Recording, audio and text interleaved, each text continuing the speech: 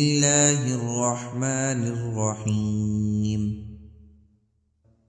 أرأيت الذي يكذب بالدين فذلك الذي يدع اليتيم ولا يحض على طعام المسكين فويل للمصلين الذين هم عن صلاتهم ساهون الذين هم يراءون